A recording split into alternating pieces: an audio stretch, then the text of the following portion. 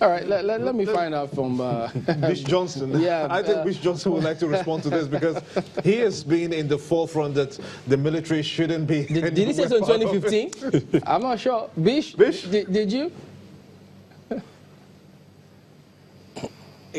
Can you please repeat your question, Chamberlain? What do you see? What role do you see for the military in these elections? Look, Chamberlain, I think it was in this studio that in 2015 that I supported that the military should be deployed during election period. And I still maintain that statement today. The issue is not if we need the military to be deployed during our elections. I think the question we ought to be asking is what role should they be playing when they are there? Because it is quite obvious that, look, the police alone cannot maintain law and order in this country. I listened to your first guest who is there in the studio with you, and I can't agree more with him. The Chief of Army Staff yesterday said that the military was invited by the police to come there and assist them. Until today, the IGP has not refuted that statement from the Chief of Army Staff. So to the extent that the IGP has not come to refute that statement, I believe the Chief of Army Staff that they were invited by the police to come and assist them. Now, when you have the police invite the military to come and assist them to carry out what otherwise would have been a purely internal security matter that should have been 100% within the jurisdiction of the Nigerian police, it means that the police had either directly or indirectly admitted that they don't have the capacity to keep the law and order. That is why they were asking the armed forces to come and assist them. So, to me, I believe that the army is required, but what I may not, the area that we have to reconcile is how much of their presence do we need? How much soldiers do we need in this exercise? Because we have to maintain that balance where, there is law and order, and at the same time, the presence of security forces do not suppress votes. This is where I am concerned. It's not whether the military should be deployed or not. The military has to be deployed because I have heard from some Nigerians who don't even have confidence in Nigerian police. Okay. To the extent that if the military is not there, they are not going there to vote. They won't go out to cast their vote because they don't have the confidence that the police on its own has the capacity to guarantee their safety.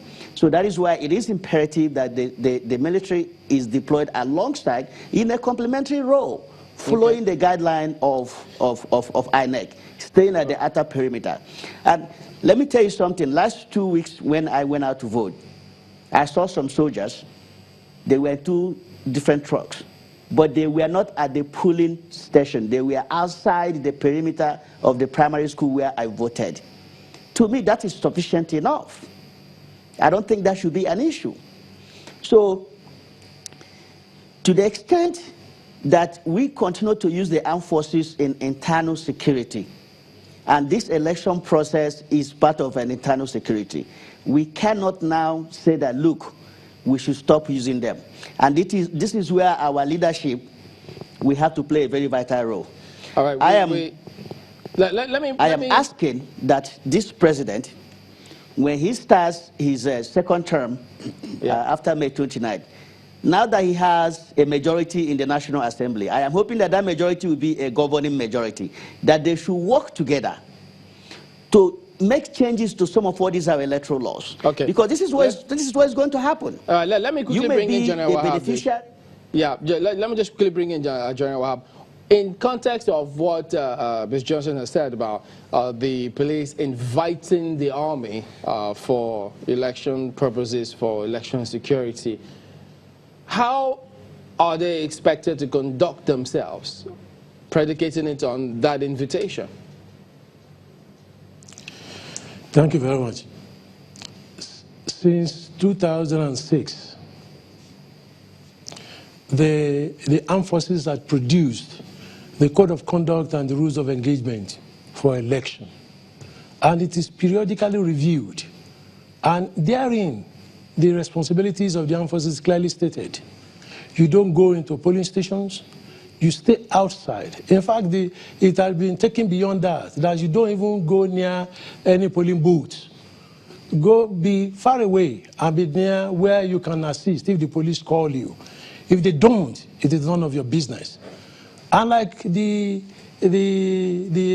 first speaker said, the armed forces involved in internal security operations already in 33 states of the Federation. How do you pull them back? And whether you like it or not, election is part of internal activities. And that's why most of the Western world look at us and believe that we don't have political culture. What is happening now is somebody believes if these guys are there, I won't be able to carry my thugs with arms to the polling station to intimidate others. So it's better to blame others than to own up as being part of the whole problem. So we need to solve the underlying security issues, resolve them, but the armed forces add their rules and regulations, their do's and don'ts as to what they should do, and it is periodically reviewed. To our correspondents now, we did talk about some of the states to watch for these elections. In Akwa Ibom State, some development there about a local government area. Our correspondent Kelvin Obeta brings us the latest now in terms of what is going on. Kelvin, what's going on at the moment? All right, I'm right here in the premises of the Central Bank of Nigeria here in Uyo, where sensitive materials are being kept and ready for distribution to various local government areas where the elections will take place. So far, so good. The process has been smooth. This is just a culmination of what has been going on in terms of the distribution of non-sensitive and sensitive materials to those local government areas. The REC has assured that all is well and materials are ready to be sent. Foreign observers, security agencies, and a handful of journalists are also here to monitor the process and ensure that it goes on smoothly. There's also the situation that was reported earlier this morning of an attack at the INEC office, but I want to confirm to you right now that it is not the INEC office in Uyo that is affected, rather zonal office in Ibesipo local government area, and the REC has assured that nothing much to worry about that. Despite the attack, the elections will go on, the materials will be distributed to those areas, except a few and a handful of office equipments and few card readers that were affected by the fire incident. Every other thing is perfect and elections will go on as expected. All right, so that's Kelvin Obeta, our correspondent in Akwa Ibom State, just talking about what transpired in the basic local government area. Well, it's good to hear that he says the REC there did say nothing to worry about, elections will go on, but it still raises some concern concerning what the police, we're still waiting to hear from them, who's responsible, what preliminary information do they have, because responding in good time, I think it will be very important at this stage to deter any other person, whoever they may be, who may be thinking, well, if that was successful, why don't we just try it? So who knows when the police will respond to this? We're expecting that they respond as quickly as possible, and hopefully we'll have more information from the REC in Akwa Ibom State himself, Mr. Igini. I think is joining us now. Thank you so much for joining us. What information do you have? Yeah. Somebody, good afternoon. Go ahead. Oh, yeah. Well, thank every one of you for the concern about what's happening in Akwa Ibom State. In the wheel hour this morning, I got a call that one of the area offices has been gutted by fire, or rather, fire was already ongoing there. So we have to call the fire service and the DPO around that area. So they all moved in there as first responders, and they were able to evacuate the entire, ballot papers that have been delivered to the local government the previous day intact. But because the storeroom is behind the building with very close to the fence. So obviously we saw some footprints because it rained yesterday, so it was very clear where they came in to do the sabotage. So what we had destroyed there is just carried us, the register, ballot boxes, and 13 gen sets. 13 gen sets. You could see from the images on your screen, so that's what happened. But the good news is that because the entire ballot papers are intact, what we are doing now is to quickly try to mop up our car readers. And as I speak to you, for the entire polling unit, we have already recovered from our reserve. We already got that. So what we are contending with, which is not a problem really, is the voting point. And within the neighboring states, even from Abuja has called to want to step in to fly down some of the car readers. So we are taking care of that. Then the entire register that have been bought, we have reproduced the register 30 minutes ago. They are ready. Beyond that, we are good to go. It is just one local government and just part of the office, out of 31 local government. So we are good to go irrespective of what has happened. The configuration of the corridor is already ongoing. I'm very sure that before 5 o'clock, we'll be done because basically all our materials, the ballot papers are all in the local government offices. So what is going on right now is reinforcement by the security agencies in the various offices, on account of what has also happened again, last night. So this is where we are. We're calling on the people of Akwa Ibom State to come out tomorrow to exercise their franchise. Our target to be at the polling unit before 7 o'clock, before we open by 8 o'clock, but by 7 o'clock we should be at the polling unit to wait for voters and not for voters waiting for us. So that's the target.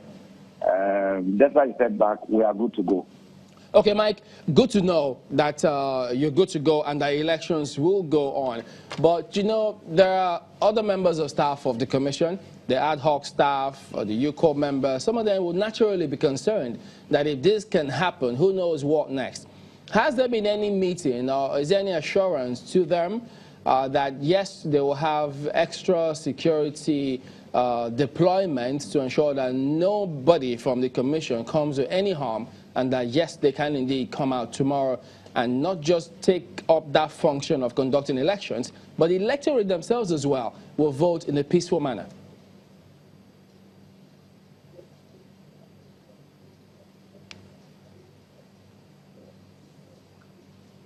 Yes. Thank you. Just this morning, we had security meeting. The INEC committee, we had a meeting just this morning. Apart from the fact that 2 days ago, in the last 2 days really, we've been having meetings reviewing the security situation here. Although some of the images of reports about thugs and all of that have been serious concern to citizens here, most especially people outside the state. But when you are here in Akwa Ibom, it's not really the way people feel outside. And so yesterday, all categories of adult staff, we have been engaging them. This morning, the coordinator of NYC was also part of the meeting. We also have various platforms that we reach out to our adult staff, and they are ready to go. This is not, they are not in any way discouraged at all. They are taking it as a fire incident that occurred. But of course, much later in the day, the materials will be taken again away to the rack centers. And the heavy presence and of the security today, right in my office here, and even at the Central Bank, when we went to take the last batch of the non-sensitive materials, which are very few materials deliberately left as agreed by stakeholders, it was very clear to everybody that our readiness is not in doubt, even though this setback by this saboteur who came to that office to do that. So 31 local government, we have one incident. Yes, the matter of concern, but generally, it will not in any way deter us from moving out tomorrow to allow for free, fair, and credible elections in order to give meaning and purpose to the ballot. That's what we're telling people about Ibom State, and that is what we are going to deliver tomorrow or since Minnesota. All right, thank you very much indeed, Mike Igini, the resident electoral commissioner for Akwa Ibom State. And good to see and know that, yes, indeed, those who tried to, throw spanner in the works, they won't succeed, because we will go on. We'll be looking to the police authorities to actually move real quick on this one. And good to know that that assurance is coming too, that the ad hoc staff, you got nothing to worry about, and people can actually go out there and vote. I think the most comforting of all is that INEC personnel are safe. Yeah. Because, we keep talking about free, fair, credible elections, but there is another word now being included, and that's safe elections. And safe for who? Safe for INEC officials who are organizing the elections. And the residents themselves. And safe because for anybody the could have been in electorates. that building at the time. Exactly. Because one of the things that I'm hoping that we'll be able to address after this election would be to look at the entire cycle of our, electioneering apparatus, because having to talk about the same thing every election cycle is problematic. All right, let's get to Enugu now. We also do have some updates. Our correspondent, Nkiru Ajogo. Nkiru, what's going on at the moment where you are? For the elections tomorrow, we spoke to INEC, who confirmed to us that they have 42 political parties on their ballot paper for the governorship elections tomorrow, and 286 candidates for the State House of Assembly election that is expected to hold across the 4,145 polling units within the 17 local government areas of the state. The resident electoral commissioner, Mr. Emeka Ononamado, told us all they have been doing to ensure that tomorrow's election is free, fair, credible. I can safely and authoritatively tell you that all our smart card readers are now ready for the March 9th gubernatorial and state assembly elections. The plan is that no card reader malfunctions, and where it does, that there is a readily available card reader to use for replacements. And we have put these plans in place. Every ward has a minimum of 2 extra smart card readers for replacement in the case of any smart card reader challenge. We are currently at the Ogbete main market, which is one of the major markets in the Enugu state, to feel the pulse of the people, to know how ready they are for the elections tomorrow. And this is what a lot of them are saying about it. So we expect that might guide their voting decisions tomorrow. I expect that people will come out en masse and cast their vote. As for me, I'm ready to cast my vote.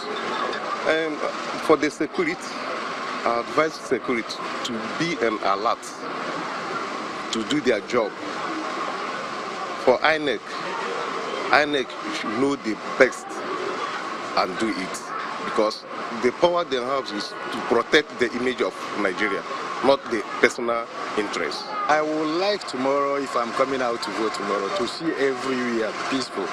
So it's public holiday today in Enugu, and a lot of people have started traveling already. So we hope that by the end of today, that many more would have gone to their registered wards to participate for the elections tomorrow.